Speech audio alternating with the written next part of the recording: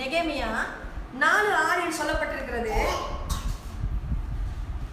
நாங்கள் அலங்கத்தை கட்டி வந்தோம், அலங்கமெல்லாம் பாதி மட்டும் ஒன்றாய் இணைந்து உயர்ந்தது, ஜனங்கள் வேலை செய்வதற்கு ஆவலாய் இருந்தார்கள்.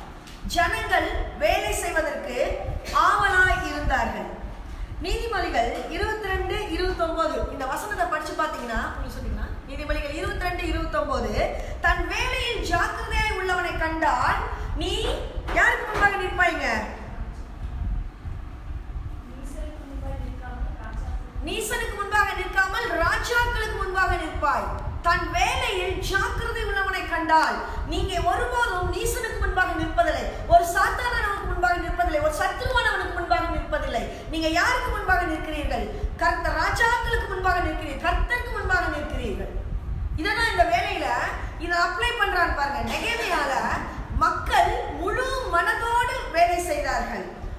People had a mind to work the God's work. கடவுளுடைய வேலையை அவர்கள் வேலை செய்வதில் முழு ஈடுபாடு கொண்டார்கள். இன்னைக்கு நம்ம எத்தனை பேர் முழு மனதோடு முழு உள்ளத்தோடு நமது வேலைகளை செய்து கொண்டிருக்கோம் பாருங்க. இந்த அலங்கமானது தாவீதின் ராஜாவின் காலத்துல ஜபமா எண்ணப்பட்டது. எப்பங்க? இந்த அலங்கம், இந்த மதில் சுவர், அலங்கம்னா மதில் சுவர், இந்த மதில் சுவர் எப்பொழுது அது தாவீதோட காலத்துல அவன் ஜெபம் செய்தான். நெகேமியாவின் காலத்தில் அது கட்டப்பட்டது. புரியுதுங்களா? அதாவது சாலமோன் கட்டுறான் பாருங்க. சங்கீதம் 51:18 படிங்க.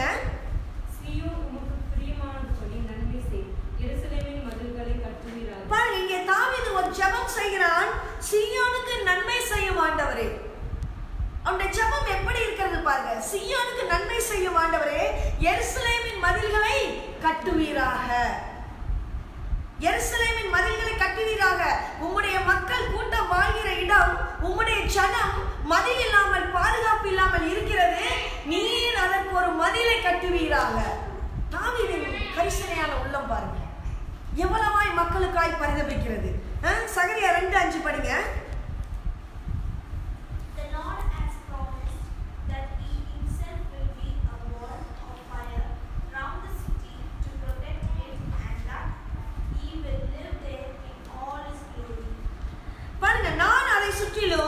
அக்கினி மதிலாய் இருந்து அதன் நடுவில் மகிமையாய் இருப்பேன் என்று கர்த்தர் சொல்கிறார். அவர் என்ன சொல்றார்? நானே அக்கினி மதிலாய் இருப்பேன். இதை விட வேற என்னங்க வேணும் உங்களுக்கு? உங்களோட வாழ்க்கையில பாதுகாப்பு இல்லாமல் வாழ்ந்து கொண்டிருக்கிறீர்களா? உங்களோட வாழ்க்கையில எனக்கு என்னை சுற்றிலும் எந்த வேலையும் இல்லை, என்னோட வாழ்க்கை பாதுகாப்பு இல்லாமல் இருக்கிறது, என் பிள்ளைகளின் வாழ்க்கை பாதுகாப்பு இல்லாமல் இருக்கிறது, ஐயோ எதிர்காலம் எனக்கு இருண்டு போயிருக்கிறது, நான் இப்பொழுதே நோய்வாய்ப்பட்டு விட்டேனே, என்னை யார் கவனிப்பார்கள், நான் கவனிப்பாரற்று கிடக்கிறேனே, நான் ஒரு அனாதையை போன்று கிடக்கிறேனே. உங்களுடைய வாழ்க்கையில் வேலி மதில் சுவர் இல்லாமல் காணப்படுகிறதா? ஆண்டவர் சொல்றாரு, இன்னைக்கு இந்த வார்த்தையை உங்க வாழ்க்கையில் ஆண்டவர் கொடுத்துருக்காரு. நானே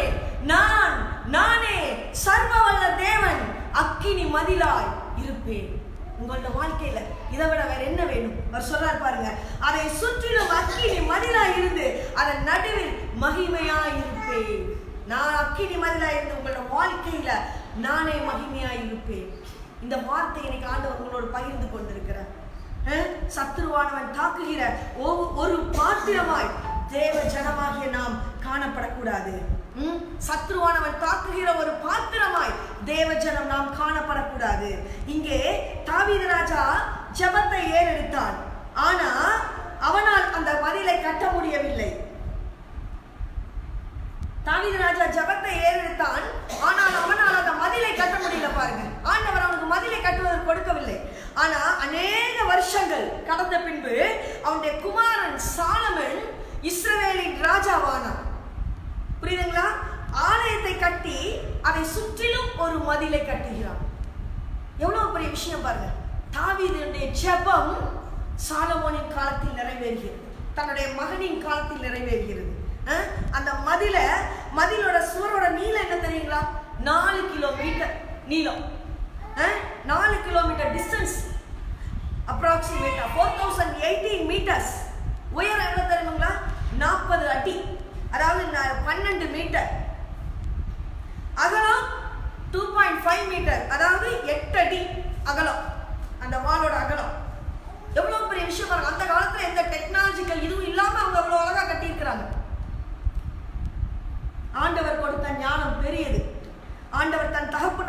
ஜெபத்திற்கு பதில் அளித்ததினால் மதிலை அப்படியே சாலமோன் கட்டினான். பாருங்க, அந்த சாலமோனுக்கு ஆரம்ப காலகட்டத்தில் அவனோட வாழ்க்கை பாதை நல்லா தான் இருந்தது, செம்மையா இருந்தது. ஆண்டவருக்கு பயந்து அவனோட வாழ்க்கை பாதையை நடத்தினான். ஆனா முடிவு அவன் பாவத்தில் விழுந்து போனான். 700 மனைவிகள், 300 மறுமனையாட்டிகள். அவன் சொன்னா பாருங்க, என் கண்கள் இச்சித்தது எதுவோ ஒன்றையும் நான் இந்த பூமியில விட்டு வைக்கிறேன். இதான் சாலமோன். முதல்ல அவனுடைய வாழ்க்கை எப்படி இருந்தது? ஆண்டவருக்கு பயந்து கீழ்ப்படிதல் உள்ள பிள்ளையாய் ஆலயத்தை கட்டும் அளவுக்கு அவனுடைய வாழ்க்கை இருந்தது. ஆனா பாருங்க, கடைசி அவன் என்ன சொல்றான்? என் கண்கள் இச்சித்தது ஒன்றையும் நான் விட்டு வைக்கவில்லை. இதுதான் அவனுடைய வாழ்க்கையில ஒரு கண்ணியா போச்சு. அது அவனுடைய வாழ்க்கையை ஒரு மதிலிருந்த பட்டணம் போன்று மாற்றியது. இன்னைக்கு எத்தனை வாழ்க்கையில மதிலிருந்த பட்டணமாய் வாழ்ந்து கொண்டிருக்கிறீர்கள்? எத்தனை பேருடைய குடும்பம் மதிலிருந்த பட்டணமாய் வாழ்ந்து கொண்டிருக்கிறோம்? எத்தனை பேர் நிம்மதியற்று வாழ்ந்து கொண்டிருக்கிறோம்? எத்தனை பேர் அமைதியிலிருந்து வாழ்ந்து கொண்டிருக்கிறோம்? மதிலிருந்த பட்டணமாய் வாழ்ந்து கொண்டிருக்க காரணம் என்ன? கண்கள் இச்சித்ததை ஒன்றையும் சாலமோன் விட்டு வைக்கவில்லை. பிகாஸ் ஆஃப் தட் அவனுடைய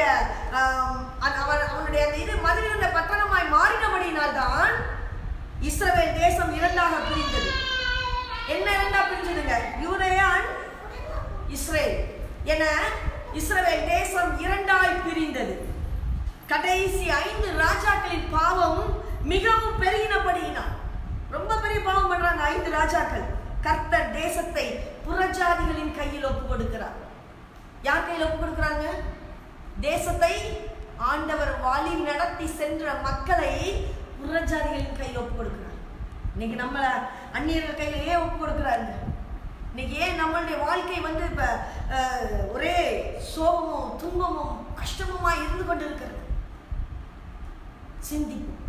நாமும் கூட பாவத்தை விழும்போது கர்த்தர் அதை நமக்கு உணர்த்துகிற வேளையிலே நாம் நம்மை சரி செய்து கொள்ளாவிட்டால் நம்மை அவர் விற்று போடுவார். எச்சரிக்கை. இங்கே ஆண்டவர் ஒரு தீர்ப்பை எழுதினார். இந்த இஸ்ரவேல் மக்களுக்கும் ஆண்டவர் ஒரு தீர்ப்பை எழுதினார். நம்மளுடைய வாழ்க்கையிலும் ஒரு தீர்ப்பு எழுதப்பட்டு கொண்டிருக்கிறது. எச்சரிக்கை. ஆண்டவர் இஸ்ரவேல் ஜனத்திற்கு ஒரு தீர்ப்பை எழுதினார். என்ன தீர்ப்பு? 70 வருஷம் பாபிலோனில் நீ அடிமையாய் இருக்க வேண்டும். 70 வருஷம், 1 வருஷம் அல்ல, 2 வருஷம் அல்ல, 70 வருஷம் நீ அடிமையாய் விற்று போட்டார். விடுதலையாகும் காலம் வந்தது. மக்கள் கதறினார், தாங்க முடியவில்லை. விடுதலையாகும் காலம் வந்தது. ஆண்டவர் நினைவு கொடுத்தார் தன் மக்களை. கோரேஸ் என்னும் ராஜாவை எழுப்பினார். அவன் சொன்னான், யார் உங்களில் மனதுள்ளவன்? நீங்கள் எருசலேமுக்கு கடந்து போய் ஆலயத்தை கட்டுங்கள் என்று. இதுதான் ஆண்டவர். நீங்க மறந்திருப்பீங்க, ஆண்டவர் மறக்க மாட்டார். நீங்க விட்டுருப்பீங்க, அவர் விட மாட்டார். நீங்க விலகி இருப்பீங்க, அவர் விலக மாட்டார். இதுதாங்க ஆண்டவருடைய அன்பு. யார் உங்களில் மனதுள்ளவர்கள்? நீங்கள் எருசலேமுக்கு கடந்து சென்று ஆலயத்தை கட்டுங்கள். உடனே பாருங்க, ஆலயத்தை கட்டுவதற்கு செருபாபேலின் தலைமையில் ஒரு கூட்டம் புறப்படுகிறது. செருபாபேலின் கையில் உள்ள தூக்கு நூலை ஆண்டவருடைய 7 கண்களும் அவருடைய இருதயமும் பார்க்கிறது. சந்தோஷம் ஆண்டவருக்கு. இந்த செருபாபேலின் கையில் உள்ள தூக்கு நூல், அவருடைய ஆலயத்தை கட்ட தூக்கப்பட்ட இந்த தூக்கு நூல், ஆண்டவருடைய 7 கண்கள், பூமி எங்கு உலாவுகிற 7 கண்கள் அவருடைய இருதயம் பார்த்து மகிழ்கிறது. இன்னைக்கு உங்க கையில கொடுக்கப்பட்ட தூக்கு நூல் என்ன? உங்களுடைய குடும்ப வளர்ப்பு, உங்களுடைய குடும்பம், உங்களுடைய குழந்தைகள் எப்படி வளர்த்து கொண்டிருக்கிறீர்கள்? நீங்கள் ஆண்டவருக்கு என்ன தூக்கு நூலை தூக்கி காட்டிக் கொண்டிருக்கிறீர்கள்? உங்கள் கையிலே தூக்கு நூல் கொடுக்கப்பட்டிருக்கிறதே. ஆண்டவருடைய 7 கண்கள் அவர் இருதயம் பார்த்து கொண்டிருக்கிறதே. அவருடைய இருதயம் சந்தோஷத்துக்குமாறு நீங்கள் பிடித்திருக்கிறீர்களா? உங்கள் பிள்ளைகளுக்கு வேதத்தை தெளிவாய் சொல்லிக் கொடுத்திருக்கிறீர்களா? ஆண்டவர் சொன்னாரே, உங்கள் பிள்ளைகளை அதன்படி வழியில் நடக்கிறீர்களா? ஆண்டவர் சொன்னாரே ஆபிரகாம் தன் பிள்ளைகளுக்கும் பிள்ளைகளுக்கும் என்னை பற்றி சொல்வான் என்று. எவ்வளவு நம்பிக்கை! உங்கள் கையில் தூக்கு நூல் கொடுக்கப்பட்டிருக்கிறது. உங்கள் கையில் உள்ள தூக்கு நூலை ஆண்டவருடைய 7 கண்களும் அவருடைய இருதயமும் பார்த்து கொண்டிருக்கிறது. செருபாபேலின் கையில் உள்ள தூக்கு நூலை அவனுடைய 7 கண்களும் அவருடைய இருதயமும் கண்டு சந்தோஷப்பட்டது. இவனுடைய நாட்களுக்கு பின்பா சுமார் 80 வருஷம் கழித்து எஸ்ராவின் தலைமையில் ஒரு கூட்டம் சென்றது. பாருங்க, அவருடைய ஆலயத்தை கட்டுறதுக்கு எப்படியெல்லாம் பிரச்சனை வருது பாருங்க. சுமார் 80 வருஷம் கழிச்சு திருப்பி ஒரு எஸ்ரா தலைமையில் ஆண்டு எஸ்ராவை எழுப்புகிறார். எஸ்ரா தலைமையில் அந்த கூட்டம் செல்கிறது. பிறகு அவங்களும் நிறுத்திட்டாங்க. அதன் பின்பாய் 12 வருஷங்கள் கடந்தது. 12 வருஷங்கள் கடந்து நெகேமியாவை கர்த்தர் அனுப்பினார். நெகேமியாவை கர்த்தர் அனுப்புகிறார். அவன் எதற்காக வந்தான்? அந்த அலங்கத்தை கட்டுவதற்காக, இடிந்த அந்த மதில் சுவர்களை கட்டுவதற்காக. ஐயோ, ஆலயம் ஒரு வேலி இல்லாமல் இருக்கிறதே, ஒரு பாதுகாப்பு இல்லாமல் இருக்கிறதே, அந்த அலங்கத்தை கட்டுவதற்காக நெகேமியா புறப்பட்டான். 92 வருஷம் செருபாபேலிலிருந்து நெகேமியா வரை கடந்து வந்த காலம் 92 வருஷங்கள். இந்த நெகேமியா என்பவன் யார்? இவன் அர்தசஷ்ட ராஜாவின் பானபாத்திரக்காரன். ராஜாவுக்கு இதில் ஊற்றி கொடுக்கிறவன், திராட்சை ரசத்தை ஊற்றி கொடுக்கிற பானபாத்திரக்காரன். நம்பிக்கைக்குரியவன் ராஜா அதை வைப்பாங்க. அந்த பானபாத்திரக்காரன் ஒரு நாள் அவனுடைய சகோதரர்கள், அவனுடைய சொந்த பந்தங்கள் எல்லாம் அவனை வந்து பார்க்க வர்றாங்க. நெகேமியாவை பார்க்க வர்றாங்க. எருசலேம்ல இருந்து வர்றாங்க. இவன் விசாரிக்கிறான். எருசலேம்ல இருந்து எப்படி விசாரிக்கிறான் பாருங்க. எடுத்துக்கொள்ளுங்கள். நெகேமியா வாசிங்க. நெகேமியா 1ஆம் அதிகாரம் 1-2 வசனங்கள்.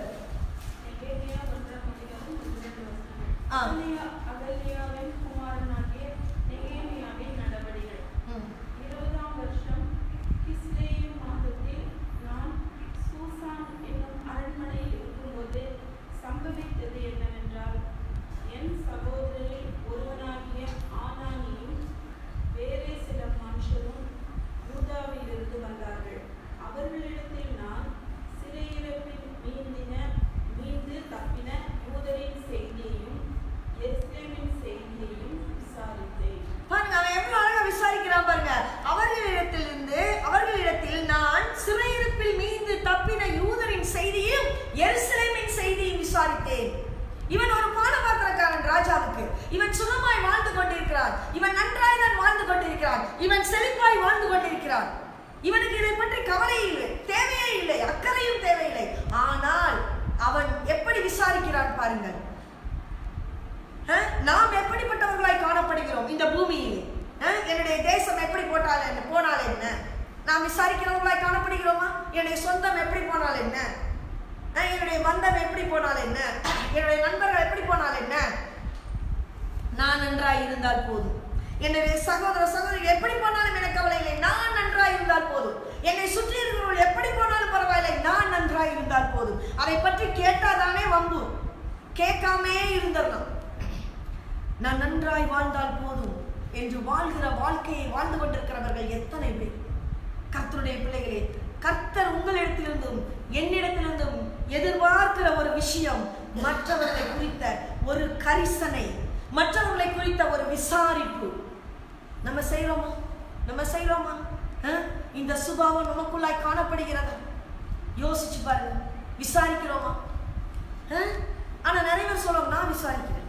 விசாரிச்சு என்ன பண்ணீங்க? ஓ அப்படியா, நான் ப்ரே பண்ணுறேன் சொல்றீங்க, பண்றீங்களா? என்ன ஆக்ஷன் எடுத்தீங்க? ஆனா நெகேமியா பாருங்க, இந்த கரிசனை தான், இந்த கன்சர்ன் தான் என்ன ஆகுது? அவன் மனதில் ஒரு பாரமாய் மாறுகிறது.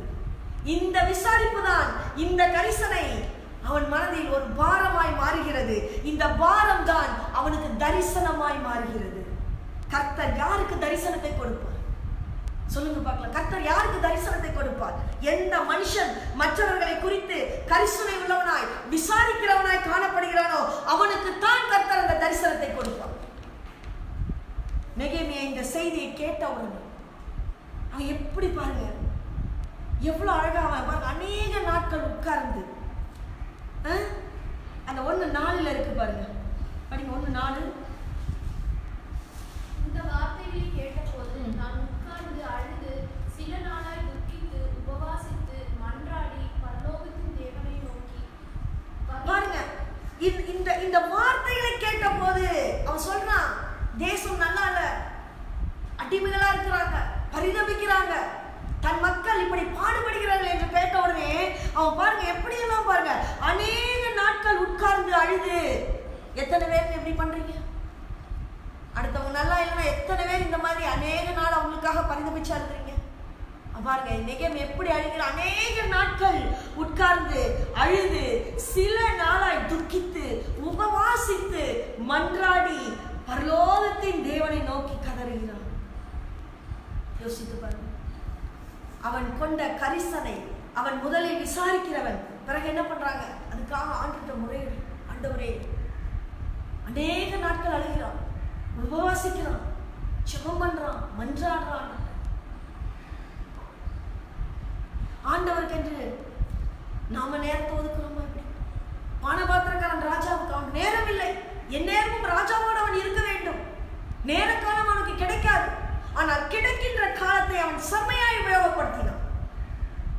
இன்னைக்கு எத்தனை பேர் கிடைக்கிற காலத்தை உபயோகப்படுத்தும்? இன்க்ளூட் மீ, நான் தான். குற்றப்பத்திரிகை நமக்கு நேராக, இந்த விரல் நமக்கு நேராக நீட்டப்படுகிறது. சனிக்கிழமையா, ஞாயிற்றுக்கிழமையா ஆண்டவருக்கு என்று நேரத்தை ஒதுக்க நாம் யோசிக்கிறோம். ஆண்டவருக்கு என்று நாம் நம்முடைய நேரத்தை முன்கூட்டியே செலவிட்டு அவரோடு நாம் இணைத்து, அவரோடு நாம் இடைப்பட வேண்டும், அவரை நாம் புகழ வேண்டும், அவரை நாம் பாட வேண்டும், துதிக்க வேண்டும், வேதத்தை எடுத்து ஆசையோடு நான் படிக்க வேண்டும், அதன்படி நடக்க வேண்டும் என்று எத்தனை பேர் ஆண்டவருக்கு என்று தங்கள் நேரத்தை ஒதுக்குகிறீர்கள்? பூமி எங்கும் உலாவுகிற கர்த்தருடைய கண்கள் நெகேமியாவை கண்டது. பூமி எங்கும் உலாவுகிற கர்த்தருடைய கண்கள் நெகேமியாவை பார்த்தது. அவனுக்குள்ளாய் காணப்பட்ட பாரத்தை பார்த்தது. அவனுக்குள் இருந்த துக்கத்தை பார்த்தது. அவன் தன் தேசத்திற்காக உபவாசித்த அந்த உபவாசத்தை கர்த்தருடைய கண்கள் கண்டது. இந்த ஜனங்களுக்கு நாம் ஏதேனும் செய்ய வேண்டும் என்ற வாஞ்சையை கர்த்தருடைய கண்கள் கண்டது. அந்த தரிசனத்தை கர்த்தர் அவனுக்கே கொடுத்தார். எவ்வளவு பெரிய விஷயம்! நெகேமியாவுக்கு தான் கர்த்தர் கொடுத்தார். எத்தனையோ பேர் இருந்திருப்பார். யோசிச்சு பாருங்க. அவன் ஒரு பிரீஸ்ட் அல்ல, அவன் ஒரு 20 நாள் வேதம் படிக்கிறவன் அல்ல, ஒரு பானபாத்திரக்காரன். ராஜாவுக்கு திராட்சரசம் ஊற்றி கொடுக்கிற ஒரு மனிதன், 24 மணி நேரம் ராஜாவோடு செலவிடக்கூடிய ஒரு மனிதன். ஆனா தேவன் அவனுக்கு அந்த பாரத்தை கொடுத்தார், தரிசனத்தை கொடுத்தார். நமக்கு என்று சுயநலமாய் வாழ்ந்து கொண்டிருக்க விரும்புகிறோம். ஆகையால் தான் பல நேரங்களில் உங்கள் விருப்பங்கள் நிறைவேறுவதே இல்லை. நெகேமியா 2:1-2 படிங்க. அர்தசஷ்டா ராஜாவின் 20ஆம் வருஷம் நிசான் மாதத்திலே திராட்சரசம் ராஜாவுக்கு முன்பாக வைத்திருக்கையில் நான் அதை எடுத்து அவருக்கு கொடுத்தேன். நான் முன் ஒருபோதும் அவர் சமூகத்தில் துக்கமாயிருந்ததில்லை. அப்பொழுது ராஜா என்னை பார்த்து, நீ துக்கமுகமாயிருக்கிறது என்ன? உனக்கு வியாதி இல்லையே, இது மனதின் துக்கமே ஒழிய வேறொன்றும் அல்ல என்றார். அப்பொழுது நான் மிகவும் பயந்து. பாருங்க, அவன் துக்கமா இருந்தான், ரொம்ப துக்கமா இருக்கலாம். இந்த செய்தியெல்லாம் கேட்ட பிறகு அப்ப ராஜா கேட்கிறார், ஏன் துக்கமா இருக்கிற? ஆனா உன்னை பார்த்தா உடம்பு சரியில்லாத மாதிரி இல்லையே, உன் மனசுதான் துக்கமா இருக்கு. அவன் துக்கத்தை அறிகிற தேவன். பாருங்க, அவன் துக்கத்தை ராஜா அறிகிறான். அப்பதான் அவன் சொல்றான் பாருங்க. ராஜா கேட்ட உடனே அவன் சொல்றான், என் பிதாக்களின் கல்லறைகள் கட்டப்பட்ட தேசமானது மண்மேடாய் காணப்படுகிறது. என் பிதாக்களின் கல்லறைகள் காணப்பட்ட என் தேசம் மண்மேடாய் காணப்படுகிறது ராஜாவே. இப்படி சூழ்நிலை இருக்கும்போது நான் துக்கமாய் இராது எப்படி? அங்கே அவன் ஒரு கேள்வியும் எழுப்புகிறான். நான் எப்படி துக்கமாய் இருக்க முடியாது? ராஜா அவன் கேட்ட அத்தனையும் கொடுத்து அனுப்பினான். நீ துக்கமாய் இருக்காத, உனக்கு என்ன வேணும்? நீ போ, அலங்கத்தை கட்டு. ஒரு கடிதம் கேட்கிறார், கடிதத்தை கொடுத்து அனுப்புகிறார். நீங்க கேட்கிற அத்தனையும் நம்முடைய தேவன் கொடுக்க தயாரா இருக்கிறார். நீங்க கேட்கிறீங்களா? உட்கார்ந்து நீங்க நம்ம தேவன் உட்கார்ந்து கேட்கிறீங்களா? நம்பிக்கையோட கேட்கிறீங்களா? அவ்வளவு பெரிய ராஜா நெகேமியா பயப்படுகிறான். ஐயோ, நம்ம துக்க முகத்தை பார்த்துட்டாரே, ஏதோ சொல்லுவாரோ. ஆனா பாருங்க, தைரியம் கொண்டு கேட்கிறான். நம்ம தேவன் அப்படிப்பட்டவர் அல்லவே. ராஜா அதை கேட்டது கொடுத்து அனுப்பினான். உங்கள் உள்ளத்தின் வாஞ்சை என்ன? தேவனுக்கு முழு மனதோடு முழு பலத்தோடு உங்கள் கோரிக்கைகளை தெரியப்படுத்துகிறீர்களா? முழு உள்ளத்தோடு உங்கள் எண்ணத்தில் உள்ளதை தெரியப்படுத்துகிறீர்களா? என்னைக்கான ஆண்டுகிட்ட உட்கார்ந்து, ஆண்டவரே, என் பிள்ளை உங்களுடைய வழியை விட்டு விலகி போய் கொண்டிருக்கிறான், தெரியப்படுத்துகிறீர்களா? ஆண்டவருக்கு, என் மகன் என் பேச்சை கேட்பதில்லை, தெரியப்படுத்துகிறீர்களா? ஐயோ, நான் வியாதியினால் நான் அவதிப்பட்டு கொண்டிருக்கிறேன், ஆண்டவரே, தெரியப்படுத்துகிறீர்களா? முழு உள்ளத்தோடு தெரியப்படுத்துகிறீர்களா? தகப்பனே, நான் ஒரு காலம் வேல்யூவா இருந்தேன், இன்னைக்கு என்னை என் குடும்பம் தூக்கி எறிகிறது. ஆண்டவருக்கு முன்னாடி உங்கள் இருதயத்தை ஊற்றுகிறீர்களா?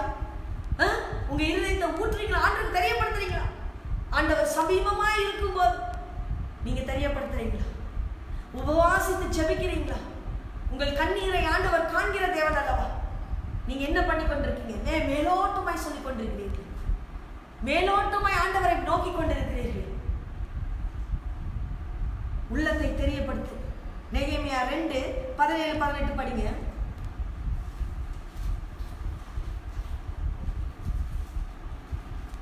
நெகேமியா 2:17-18 படிங்க.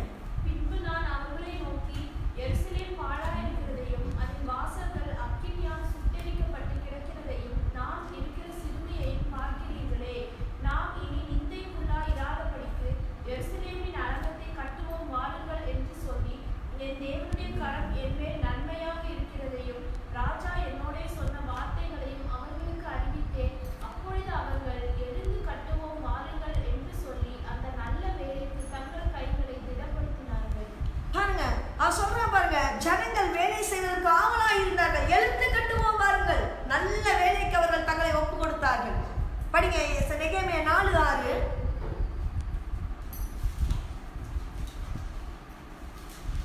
நெகேமியா 4:6. நாங்கள் அலங்கத்தை கட்டி வந்தோம், அலங்கம் எல்லாம் பாதி மட்டும் ஒன்றாய் இணைந்து உயர்ந்தது. ஜனங்கள் வேலை செய்வதற்கு ஆவலாய் இருந்தார்கள். ஜனங்கள் வேலை செய்வதற்கு ஆவலாய் இருந்தார்கள். ஜனங்கள் நம்முடைய விசுவாசத்தை நாம் கொஞ்சம் திரும்பி பார்ப்போமா?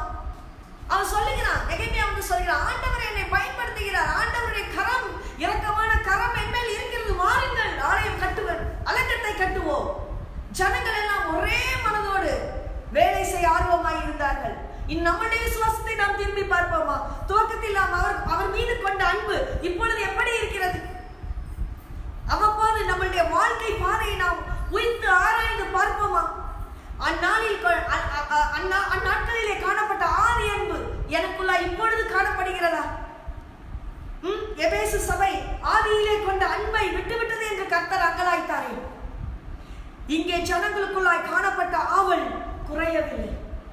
பாருங்க, திரும்பி அவங்களுக்கு ஒரு ஆர்வம், ஆவல், ஆண்டுடைய அலங்கம் கட்டப்பட போகிறது. இன்னைக்கு நம்ம எப்படி காணப்படும்? ஆதியிலே அன்பு கொண்டோமே, இப்பொழுது அந்த அன்பு சின்ன சின்ன விஷயங்களுக்காய் விட்டு விட்டீர்களே. உங்களுடைய வாழ்க்கையில் நன்மைகள் நடக்கவில்லை என்ற ஒரே காரணத்திற்காக அவரை விட்டு விட்டீர்களே. ஐயோ, நான் நோய்வாய்ப்பட்டேன், இந்த ஆண்டவர் எனக்கு தூரமாகி போய்விட்டார், விட்டு விட்டீர்களா? ஐயோ, என்னோட பணத்தை எல்லாம் நான் இழந்து விட்டேன், என் செல்வம் என்னை விட்டு பறிபோனது, இந்த ஆண்டவர் எனக்கு தூரமாகி போய்விட்டார், விட்டு விட்டீர்களா? ஐயோ, நான் நினைத்த வாழ்க்கை எனக்கு கிடைக்கவில்லை, இந்த ஆண்டவர் எனக்கு தூரமாய் போய்விட்டார் என்று விட்டு விட்டீர்களா? என் பிள்ளை என் பேச்சை கேட்காமல் என்னை இழிவுபடுத்திக் கொண்டிருக்கிறான், எனக்கு ஆண்டவர், என் வாழ்க்கையே வெறுத்து போய்விட்டது, இந்த ஆண்டவர் எனக்கு தூரமாகி போய்விட்டார் என்று விட்டு விட்டீர்களா? ஆதியிலே கொண்ட அன்பு எங்கே போனது? இப்பொழுது அந்த அன்பை விட்டு விட்டீர்களா? இந்த காரியத்தை பாருங்க, இப்போ மக்கள் வரைக்கிறார்கள், ஜனங்களுக்கு அந்த அன்பு குறையல, ஜனங்கள்லாம் அப்படியே ஆவலோட கட்ட ஏற்பாடு பண்றாங்க. இந்த காரியத்தை சத்துரு பார்த்து கொண்டிருந்தான். யார் பார்க்கிறாங்களோ இல்லையா, சாத்தானான் உங்கள் காரியங்களை பார்த்து கொண்டிருக்கிறான் உன்னிப்பாய். நெகேமியா 2:10 படிங்க. இதை ஓரோனியனான சன்பல்லாத்தும் அம்மோனியனான தொபியா என்னும் ஊழியக்காரனும் கேட்டபோது, இஸ்ரவேல் புத்திரரின் நன்மையை விசாரிக்க ஒருவன் வந்தான் என்பது அவர்களுக்கு மிகவும் விசனமாயிருந்தது. பாருங்க, அதுல பாத்தீங்கன்னா, will you rebel against the king? பரியாசமும் நிந்தையும் செய்கிறார்கள் அவர்கள். ராஜாவுக்கு எதிராக கலகம் செய்ய வந்திருக்கிறீர்கள் என்று கேட்கிறார்கள். பரியாசமும் நிந்தையும் நாம் கடக்கும் போது நமக்குள்ளாய் முதல்ல என்ன வருங்க? சோர்வு வரும். பரியாசமான வார்த்தைகள், நிந்தைகள். இன்னைக்கு எத்தனை பேர் ஃபேமிலியில நிந்தை அனுபவிச்சுட்டு இருக்கீங்க? ஐயோ, ஒரு சைடு மாமியார் நிந்தை, ஒரு சைடு மருமகள் நிந்தை, எப்படி பார்த்தாலும் ஆப்போசிட்ல தான் அமைது நிந்தை. அந்த நிந்தை அனுபவிக்கும் போது நமக்குள்ளாய் முதல் வருவது என்ன? சோர்வு வருது. பாருங்க, நெகேமியா 4:2-3. அந்த அற்பமான யூதர் செய்வது என்ன? அவர்களுக்கு இடம் கொடுக்கப்படுமோ? பலியிடுவார்களோ? ஒரு நாளிலே முடித்து போடுவார்களோ? சுட்டெரித்து போடப்பட்டு மண்மேடிலான கற்களுக்கு உயிர் கொடுப்பார்களோ என்று தன் சகோதரருக்கு சமாரியாவின் சேனைக்கு முன்பாக சொன்னான். அப்பொழுது அம்மோனியனாகிய மகனாகிய தொபியா அவன் பக்கத்தில் நின்று, அவர்கள் கட்டினாலும் என்ன, ஒரு நரி ஏறி போனால் அவர்களுடைய கல் மதில் இடிந்து போகும் என்றான். பாருங்க, அந்த அற்பமான யூதர்கள் செய்கிறது என்ன? எவ்வளவு ஒரு எள்ளி நகையாடுறது பாருங்க. இன்னைக்கு இந்த பலர் நம்மளை பார்த்து இப்படிதான் சொல்லிட்டு இருக்காங்க, இவன் என்ன அற்பமானவன், இவளுக்கு என்ன சொசைட்டில ஸ்டேட்டஸ் இருக்கு, இவன் என்ன பெரிய இவளா, இவன் என்ன பெரிய இதா. இன்னைக்கு உலகத்துல இப்படிதான் நம்ம பேசிக்கிட்டு இருக்கோம். பரியாசக்காரர்களா இருக்கிறோம்.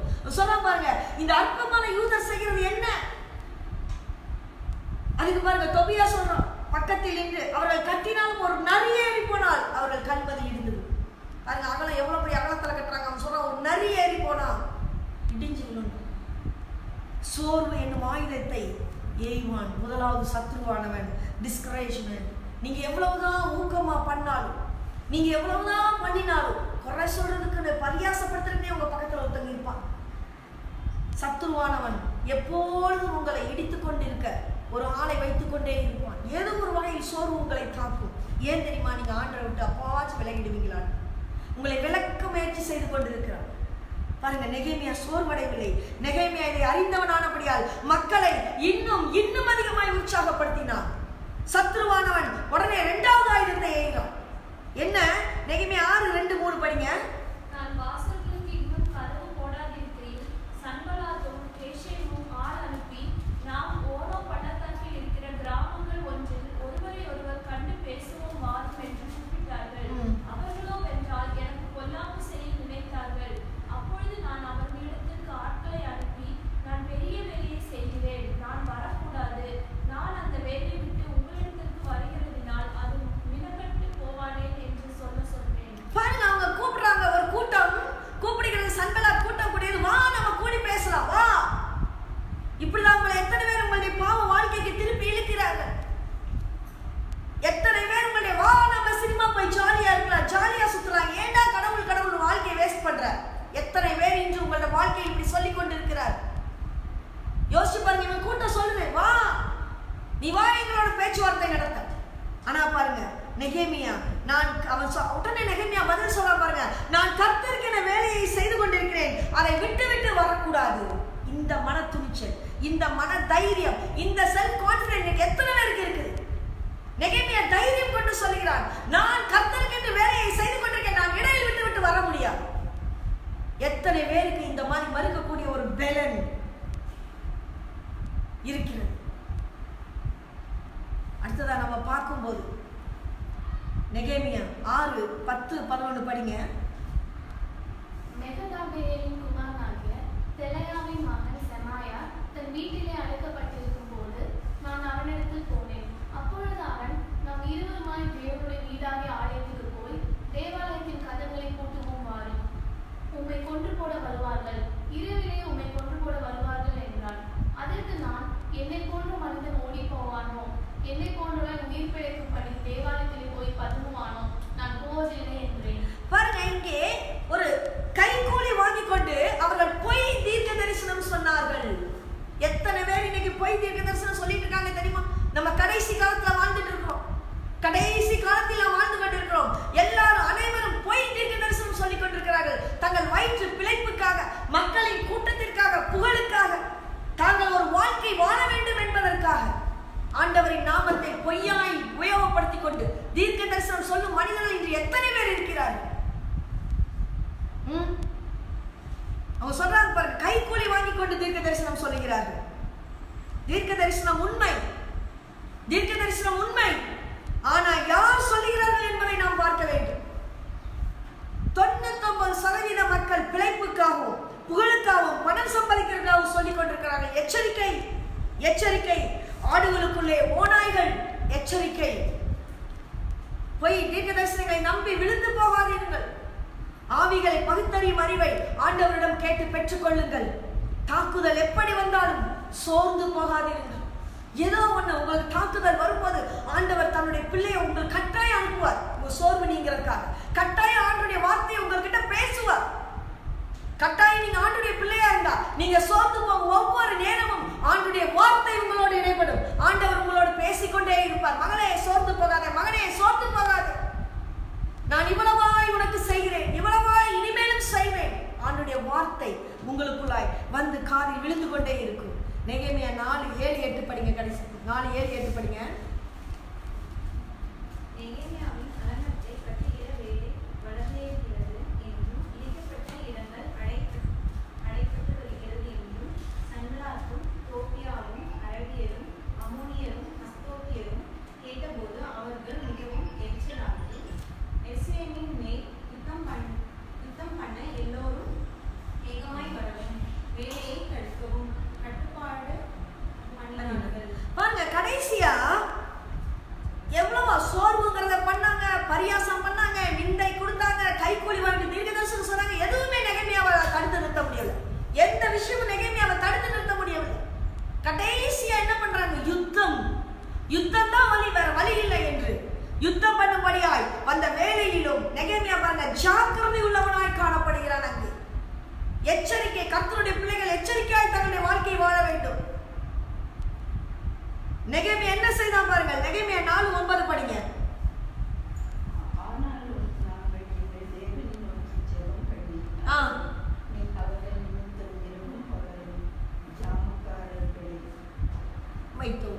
பாருங்க பாருங்க அவன் என்ன பண்றான் பாருங்க. முதல் நெகேமியா என்ன செய்யறான்? யுத்தம் அறிவிக்கப்பட்ட போது முதலில் அவன் என்ன செய்கிறான்? ஜெபம் செய்கிறாங்க. எவ்வளவு அருமையான வார்த்தை பாருங்க. நாங்கள் எங்கள் தேவனை நோக்கி ஜெபம் பண்ணி அவர்கள் நிமித்தம் இரவும் பகலும் ஜாமக்காரர்களை வைத்தோம். ஜெபம் பண்ணிட்டு இரவும் பகலும் காவலுக்கு வைக்கிறான் ஆட்களை. வெறும் ஜெபம் மட்டும் செய்யல, ஜெபம் பண்ணி அதற்கான அடுத்த காரியம் என்ன? காவல்காரர்களை வைக்கிறான். அங்கே நெகேமியா மக்களை ஊக்குவித்ததனால் கர்த்தருடைய பிள்ளையே, உங்களுக்கு விரோதமாய் ஒரு யுத்தம் காணப்படுகிறது என்பதை உணர்ந்து கொள்ளுங்கள். ஒவ்வொருவருடைய வாழ்க்கையிலும் யுத்தம் காணப்படுகிறது. வெறும் நாடு எடுத்தாதான் யுத்தம் இல்லை. உங்களுடைய வாழ்க்கையில் ஒரு யுத்தம் இருக்கிறது. நோய், அதோடு ஒரு யுத்தம். குடும்ப வாழ்க்கையில் நிம்மதியின்மை, அதோடு ஒரு யுத்தம். நம்முடைய வாழ்க்கை நல்ல துணை, அது ஒரு யுத்தம். எல்லாமே நமக்கு யுத்தம் தான். நம்மளோட வாழ்க்கையில குடும்பம், அது ஒரு யுத்தம். யோசிச்சு பாருங்க, யுத்தம் போட வேண்டியதா இருக்கு. ஒவ்வொரு யுத்தம், உங்களுக்கு விரோதமாய் ஒரு யுத்தம் காணப்படுகிறது என்பதை உணர்ந்து கொள்ளுங்கள். 2 காரியங்களை நெகேமியா செய்தான். முதலாவது அவன் செய்தது ஜெபம். 2வது காவல் காக்கும்படி மக்களை நிறுத்தினார்கள். நாம் ஜெபமும் செய்ய வேண்டும், அதே சமயம் நாம் யுத்த முனையில் நிற்பவர்கள் என்பதை மறந்துவிடக்கூடாது. மோசே பாருங்க, தனது கரத்தை உயர்த்தி ஜெபம் பண்ண வேளையில் தான் யுத்தம் ஜெயமாய் மாறினது. தன் கரத்தை உயர்த்தி ஜெபம் பண்றான், ஆண்டவரே. அதற்கு பிறகுதான் அந்த யுத்தம் ஜெயமாய் மாறுகிறது. உங்களோட வாழ்க்கையில பிரச்சனையா? உங்களோட குடும்பத்துல பிரச்சனையா? உங்களுடைய சரீரம் பிரச்சனையா? வியாதி பிரச்சனையா? யுத்தம். ஆண்டவரை நோக்கி ஜெபம் பண்ணுங்க. யுத்தம், நீங்க போராடுற யுத்தம் உங்களுக்கு வெற்றியாய் மாறும். எத்தனை யுத்தங்கள் வழியாய், எத்தனை யுத்தங்கள் எந்த வழியாய், எப்படிப்பட்டதாய் வந்தாலும் அவை எல்லாவற்றையும் ஜெயித்து நெகேமியா ஜெயித்து நின்றான். அதாங்க கர்த்தருடைய பிள்ளைகளுக்கு கடைசி கிடைப்பது வெற்றி. கர்த்தரை விட்டு ஓடிக்கொண்டிருக்கிற ஜனங்கள் எத்தனை? உங்கள் கரங்களில் கர்த்தர் கொடுத்த பணியை ஒழுங்காய் பயன்படுத்துகிறீர்களா? உண்மை உத்தமமாய் இல்லாமல் ஏமாற்றிக் கொண்டிருக்கிறீர்களா? ஒரு நாள் தேவனுடைய சமூகத்தில் நின்று நாம் கணக்கு கொடுக்க வேண்டியது உரிமை. ஒரு காலம் கர்த்தருக்கென்று நாம் ஓடினோமே, இப்பொழுது நாம் எங்கே நின்று கொண்டிருக்கிறோம்? நெகேமியாவை ஒன்றும் சோர்வுக்குள்ளாக மாற்ற முடியவில்லை. Nothing was able to discourage Nehemiah. அவனுடைய கண்கள் தேவன் பேரில் பதிக்கப்பட்டது. இன்று நம்முடைய கண்கள் எங்கே பதிக்கப்பட்டிருக்கிறது? எப்பொழுதும் கர்த்தருடைய பணிக்கென்று முன்னேறி செல்வேன் என்ற உறுதி அவனுக்குள்ளாய் காணப்பட்டது. என்ன நடந்தது தெரியுமா? நெகேமியா 6:15 சொல்லப்பட்டது போல அலங்கமானது 52 நாட்களில் கட்டி முடிக்கப்பட்டது. கட்டி முடிக்கும் மட்டும் ஒருவனாலும் அதை தடுத்து நிறுத்த முடியவில்லை. வைராகியம் அவனுக்குள்ளாய் இருந்தது, போராட்ட எண்ணம் அவனுக்குள்ளாய் இருந்தது, கரிசனை அவனுக்குள்ளாய் இருந்தது. ஒவ்வொருவருக்கும் ஒரு ஓட்டம் உண்டு. உங்கள் ஒவ்வொருவருக்கும் வாழ்க்கையில் ஒரு ஓட்டம் உண்டு. இந்த ஓட்டத்தை நன்றாய் ஓடி முடித்து ஆண்டவருக்கு முன்பாய் நாம் செல்ல வேண்டும். நல்ல போராட்டத்தை போராடுங்க, ஓட்டத்தை முடித்து விசுவாசத்தை காத்துக்கொண்டு சொல்ல முடியுமா? நம்மளால சொல்ல முடியுமா? இதோட முடிவு தான் பாருங்க. நெகேமியா 6:16 இந்த காரியம் தேவனால் கூடுவது. பாருங்க எவ்வளவு பெரிய போராட்டம் நெகேமியாவுக்கு. இந்த காரியம் தேவனால் கூடி வந்தது. கர்த்தர் உங்களை குறித்து, என்னை குறித்து என்ன நோக்கத்தை கொண்டிருக்கிறாரோ உங்களை வைத்தே கர்த்தர் அதை முடிப்பார். உங்களை வைத்தே கர்த்தர் அதை முடிப்பார். நம்மளுடைய கரிசனை, நம்மளுடைய விசாரிப்பு எப்படிப்பட்டதா இருக்கிறது? நம்மை நாமே உயிர்த்தறிவோம். ஜெபம் செய்வோம்.